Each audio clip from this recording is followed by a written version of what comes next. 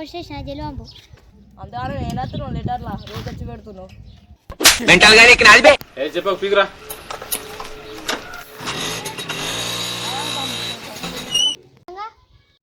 ధరంపూరి గంగా అల్లా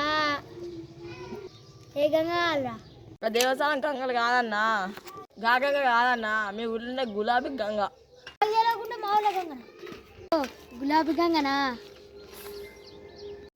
ఓ దానిలా నేను చెప్పా ఎందుకు చెప్పవు తమ్ముడు నేను చెప్పండి చెప్ప దానికి నాకు బోరింగ్ కార్డు లేదు దాన్ని ఇల్లు కదా దాన్ని వాడ కూడా చెప్ప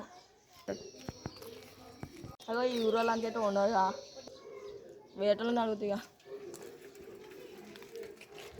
అమ్మాయి ఇక్కడ రోజు ఇల్లు ఎక్కడ రోజా నేనే ఎందుకన్నా నీకు ఒక లెటర్ వచ్చింది అవి ఏ జాబ్ లెటర్ వచ్చింది డాక్టరా సాఫ్ట్వేరా డాక్టర్ సాఫ్ట్వేర్ నుంచి కాదు నీ ఫ్రెండ్ నుంచి వచ్చింది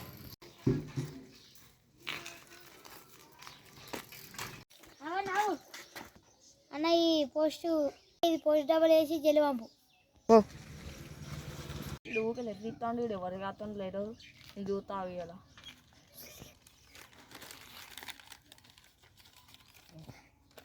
హైగా నొప్పి తప్పవేడు ఓ లత, నా ప్రేమ లత, నీ రాక కోసం నా రోతకాలు వేసుకొని ఎప్పటికి ఎదురు చూస్తా. నువ్వు వస్తే నేను మురిసిపోతా, అదే నువ్వు రాకపోతే నేను చచ్చిపోతా. నేనున్నా నల్ల మబ్బులా, నువ్వు వస్తావా నా లైఫ్లోకి తెల్ల మబ్బులా. నీకోసం ఇంకెన్నో రాద్దాం అనుకున్నా, కానీ నా పెన్నులు ఇంకా అయిపోయింది. ఇట్లు నీకోసం ఎదురు చూసే నీ నల్ల బాలుడు. పోస్ట్ బాక్స్లు ఎత్తుందంటే నేను జాబ్ కోసం అనుకున్నా, దీనికోసమా చీ అవులా పోకమా. ఇదిగో అన్న లెటరా మీరు పోస్ట్ మ్యాన్ సార్ నేను పోస్ట్ మ్యాన్ చూడక మోస్తలే. పోస్ట్ మ్యాన్లు ఇంకా ఉన్నారా? ఎందుకన్నా మరి ఎట్లా అంటున్నావు?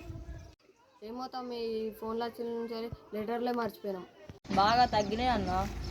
అప్పట్లో పోస్ట్ మ్యాన్ ఊర్లోకి వస్తే మస్తు సంబరం ఉండుండే. అసలు ఆ రోజులే వేరే కదా అన్న.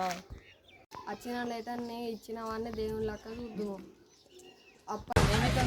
దీన్ని తెచ్చిచ్చే పోస్ట్ మ్యాన్, ఈ రెండు పేర్లు కాలక్రమేణా కనుమరుగయ్యాయి.